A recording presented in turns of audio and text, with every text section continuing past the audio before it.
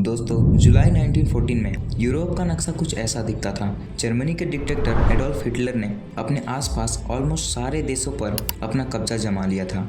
Australia, Poland, Norway, Belgium, Denmark, France, ये सारे देश हिटलर के द्वारा इन्वेड किए जा चुके थे। साउथ में जो इटली का देश था, वहाँ पर एक और डिक्टेटर का राज था, मुसोलिनी के नाम से। उसने हिटलर के साथ अलायंस बना ली थी। दोनों साथ में मिलकर काम कर रहे थे। ऐसे में देखा जाए तो यूरोप में सिर्फ 3 ही बड़े देश बचे थे, जर्मनी, सोवियत यूनियन और ब्रिटेन। अब जर्मनी और सोवियत यूनियन के बीच में भी एक एग्रीमेंट चल रही थी, तो हिटलर को सोवियत से डरने की कोई ज़रूरत नहीं थी, क्योंकि सोवियत जर्मनी पर कभी हमला नहीं करते। इसका मतलब ये हुआ, ब्रिटेन इकलौता देश बचा था जो जर्मनी के खिलाफ खड़ा था। दुनिया के दूसरी तरफ अमेरिका इस वार में इन्वॉल्व नहीं होना चाहता था, वो दूर ही रह रहा था। ऐसे में सवाल ये उठता है कि ये सिचुएशन कैसे बदली, आखिर में कैसे हराया गया हिटलर को। आइए जानते हैं इस वीडियो में वर्ल्ड वॉर 2 की पीछे की कहानी।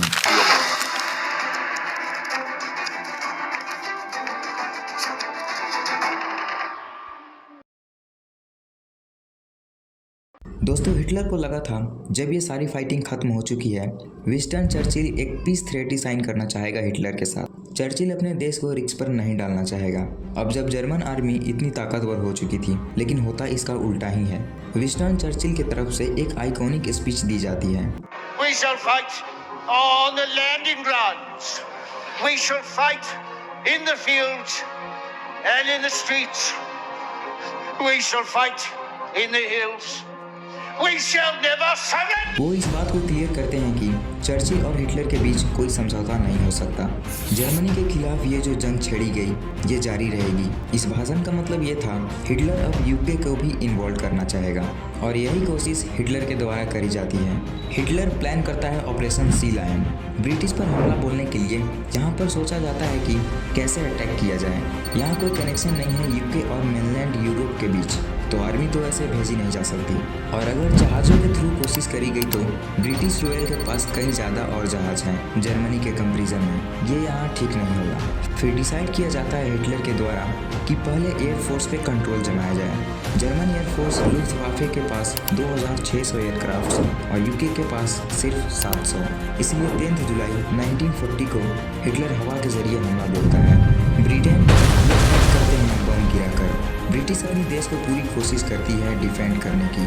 बहुत ही भयानक फाइट होती है यहाँ पर, लेकिन ब्रिटिश को ज़्यादा लॉसेस सहने पड़ते हैं और जर्मन रात में भी हमला करने लगते हैं। ऐसे ही एक रात होती है 24 अगस्त 1914 की, जब गलती से कुछ जर्मन पायलट्स जाकर लंदन शहर पर बम गिरा देते हैं, जहाँ पर ढेर सारे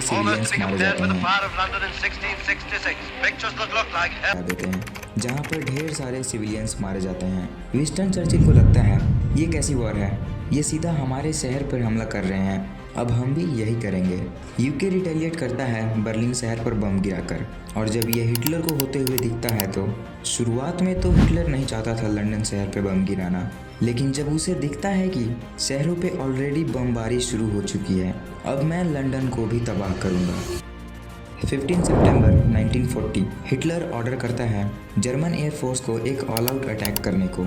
1000 से ज़्यादा फाइटर जेट्स भेजे जाएं और इस काम को एक ही दिन में ख़त्म कर दिया जाए।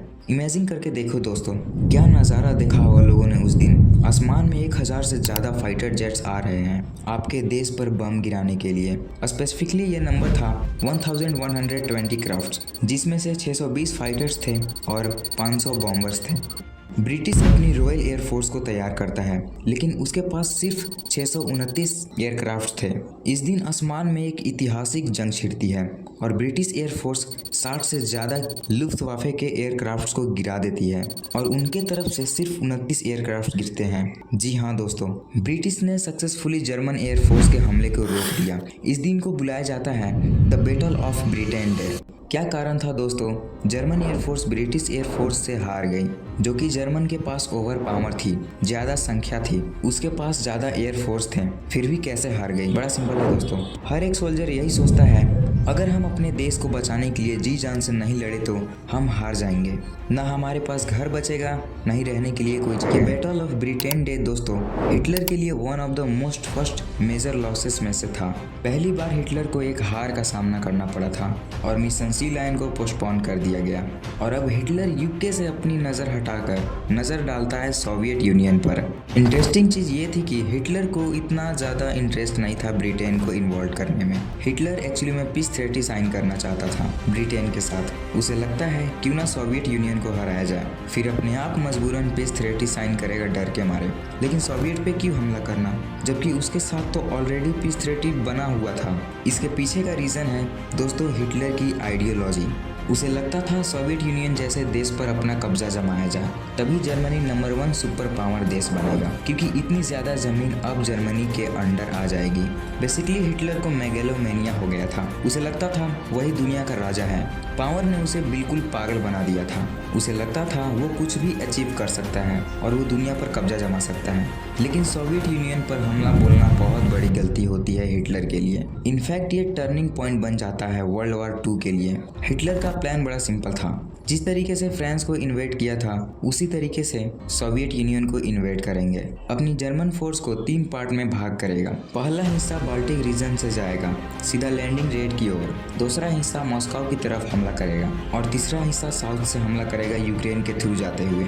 ये शुरू होता है 22 जनवरी 1941 को। सोवियत यूनियन की आर्मी जर्मन आर्मी के कंपेरिजन में कई ज़्यादा बड़ी थी। सोवियत यूनियन के पास 20,000 टैंक्स थे, जर्मन के पास सिर्फ 6,000 टैंक्स थे। हिटलर एक तरफ से 100 किलोमीटर कब्जा जमा लिया जो मॉस्को की तरफ बढ़ रहा था। सर्दियों का मौसम आ गया था। सोवियत यूनियन में इतनी ठंड थी कि जर्मन आर्मी को लड़ने में मुश्किलें हो रही थी, लेकिन जर्मन पूरी तरीके से सोवियत यूनियन को हरा नहीं पाया और फाइनली 2 महीने बाद सोवियत यूनियन अपना जमीन वापस ले लेता है और अब जर्मन पे तीनों तरफ से हमला किया जा रहा था, फ्रांस, ब्रिटेन, सोवियत यूनियन। फरवरी 1945 क्राइमिया में एक याल्टा कॉन्फ्रेंस करी जाती है। इसमें अनाउंस किया जाता है कि जो भी देश जर्मन पर वार डिक्लेयर करेगा वो ज्वाइन कर सकता है जर्मन पर हमला करने में। Venezuela, Uruguay, Turkey, Egypt, Saudi Arabia, Syria, Lebanon, Paraguay सब वॉर डिक्लेयर कर देते हैं जर्मन पर। वर्ल्ड वॉर 2 के आखिरी 4 महीने सबसे ज्यादा दर्दनाक होती हैं। करीब हर दिन 30,000 लोग मारे जा रहे थे। इस टाइम तक क्लियर हो चुका था कि हिटलर अब हारने वाला है।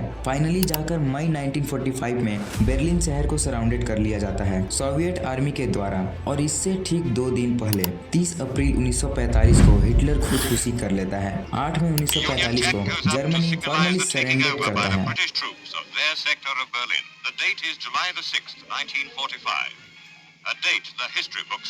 तो दोस्तों कैसी लगी ये वीडियो? आप इसके बारे में क्या कहना चाहेंगे? कमेंट में ज़रूर बताएं। धन्यवाद।